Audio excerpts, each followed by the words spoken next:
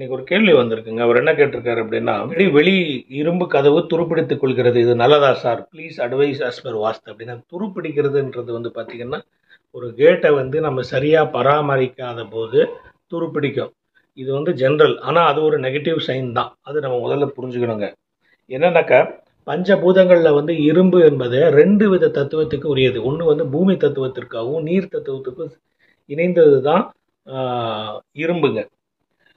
அதாவது அடிக்கடி துரு பிடிக்குது அப்படின்னா அது நம்ம சரியாக மெயின்டைன் பண்ணாதனால வர்றது, நம்ம அதை கவனிக்காமல் விடுவதனால வர்றது. ஸோ நீங்கள் என்ன பண்ணுறோம், அது ஒரு நெகட்டிவ் எனர்ஜி தான் அது நமக்கு வீட்டுக்கு கொடுக்கும். அப்போ என்ன பண்ண, முறையாக நம்ம கேட்டுக்குள்ள பராமரிக்கணும். எண்ணெய் தடவுறதோ அந்த சத்தம் இல்லாமல் பார்த்துக்கிறதும். அது மட்டும் இல்லைங்க, நீங்கள் வந்து அதுக்கு கெமிக்கல் எதனா இருந்ததுன்னா ஒரு இன்ஜினியர்கிட்ட கன்சல்ட் பண்ணி, இல்லைன்னா உங்கள் ஹார்ட்வேர் ஸ்டோர்ஸில் கேட்டிங்கன்னா அதுக்கு உண்டான கெமிக்கல்ஸ் தருவாங்க. அதை நீங்கள் போட்டு நீங்கள் சரி பண்ணணும். ஏன்னா இது அப்படியே விட்டிங்கன்னா நிதி பிரச்சனை, ஃபினான்ஷியல் ட்ரபிள்ஸ் வர்றதுக்கு இது ஒரு காரணமாக இருக்குதுங்க. அதனால் நீங்கள் இதை வீட்டை பராமரிப்பது, வீட்டுக்கு வெளியே வந்து சுத்தமாக வச்சுக்கிறது. கேட்டுங்கிறது தலைவாசல் வழியாக தான், தலைவாசலுக்கு முன்னாடி இருக்கிற காம்பவுண்டு கேட்டு, இல்லை முன்னாடி சில பேர் வந்து தலைவாசலுக்கு முன்னாடி இரும்பு கேட்டு வச்சுருப்பாங்க.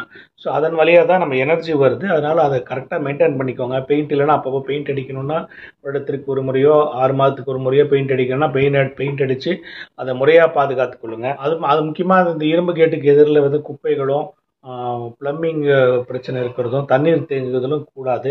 ஏன்னா தண்ணீர் தேங்குறதுனால இது துருப்பிடிக்கிறதுக்கு வாய்ப்பு இருக்குது. அது இல்லை, அதை அப்பப்போ க்ளீன் பண்ணி சுத்தமாக வைத்துக்கொள்வது நல்ல பலனை தரும். ஏன்னா துருப்பிடிப்பது வந்து வாஸ்துவோட இம்பேலன்ஸ் கொடுக்கும் வீட்டில். அதனால் அதை சரி பண்ணிக்கோங்க.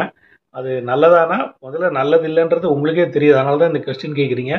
அதை சரிப்படுத்திக் கொள்ளுங்கள், உங்களுக்கு நன்மை ஏற்படும். அடுத்த கேள்வி என்னென்னா, வடக்கு பார்த்த வீடு, மாடிப்படி வடமேற்கு பகுதியில் இருக்கிறது, மேல் மாடிக்கு அக்னி மூலையில் மாடி படிக்கட்டு வைக்கலாமா என்று கூறவும். அதாவது என்னென்னா, வடக்கு பார்த்து இவங்க வீடு இருக்குது.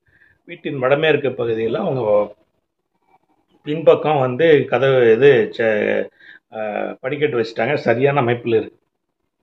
ஸோ அக்னி மூலையிலிருந்து நான் வந்து மேல் மாடிக்கு படி வைக்கலாம்னா தாராளமாக வைக்கலாம். வைக்கும் போது 2 குறிப்பு வச்சுக்கோங்க. உங்கள் படி தெற்கு பார்த்து ஏறுவது போலவோ அல்லது மேற்கு பார்த்து ஏறுவது போலவோ அமைத்து கொள்ளலாம், எந்த பிரச்சனையும் இல்லை. வீட்டின் தெற்கு பகுதியில் அமைச்சுக்கிறது தவறில்லை. உங்கள் வீட்டின் கிழக்கு சுவரை, அதாவது உங்கள் தாய் சுவரை ஒட்டி போடாமல் கிழக்கு சுவரை தொடாமல் தெற்கு பார்த்து ஏறுவது போலையோ அல்லது மேற்கு பார்த்து ஏறுவது போலோ அமைத்து கொள்ளலாங்க, தவறு இல்லைங்க. நீங்கள் ஆடி மாதம் ரூப் கான்கிரீட் போடலாமா, ஆடி மாதத்தில் மேற்கூரை சிமெண்ட் ரூப் கான்கிரீட் ஸ்லாப் ஒர்க்லாம் இடலாமா அப்படின்னு கேட்குறாங்க. இந்த சாஸ்திர ரீதியாக நீங்கள் ஆடி மாதம் அப்படின்னாவே அது ஒரு தர்ப்பண மாதம்னு சொல்லுவாங்க. அதாவது முக்கியமாக வர ஆடி அமாவாசை இதெல்லாம் பார்த்திங்கன்னா முன்னோர்களுக்கு தர்ப்பணம் செய்வதற்கு உகந்த மாதமாக கருதப்படுகிறது. அதனால தான் திருமணம் ஆடி மாதத்தில் செய்யப்படுவதில்லை, கிரகப்பிரவேசம் செய்யப்படுவதில்லை, சுப நிகழ்ச்சிகள் எதுவுமே செய்கிறதில்லை. ஆனால் வேலைகளை தொடர்ந்து செய்யலாம்னா வேலை கண்டிப்பாக தாராளமாக செய்யலாம். நீங்கள் வாஸ்து பூஜை செய்து வாஸ்து நாளில் நீங்கள் வேலை ஆரம்பிச்சிட்டிங்கன்னா நீங்கள் மற்றது எல்லாத்துக்கும் நீங்கள் பாட்டுக்கு வேலை செய்துகிட்டே இருக்கலாம். அப்போ நீங்கள் இப்போ எதுக்கு தான் நாள் பார்க்கணுன்னா, தலைவாசல் வைப்பதற்கு நாள் பார்க்கணும், கிரகப்பிரவேசத்துக்கு நாள் பார்க்கணும். மற்ற எதற்குமே நீங்கள் நாள் பார்க்கணும் என்ற அவசியம் இல்லை.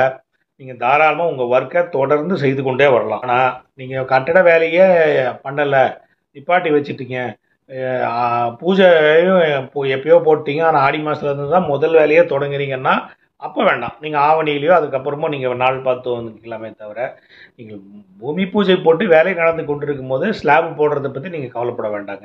ஸோ இந்த நிகழ்ச்சி பிடிச்சிருந்தா லைக் பண்ணுங்கள், கமெண்ட் பண்ணுங்கள், நண்பர்களோட ஷேர் பண்ணுங்கள். இது வரைக்கும் சப்ஸ்கிரைப் பண்ணலாம், சப்ஸ்கிரைப் பண்ணிக்கோங்க. கூட பெல் பட்டனை கிளிக் பண்ணுங்கள். அது மூலம் எங்கள் அப்டேட்ஸ் உங்களுக்கு உடனுக்குடன் கிடைக்கும். மீண்டும் மற்றொரு சந்தர்ப்பத்தில் மற்றொரு வீடியோவில் சந்திப்போம். நன்றி.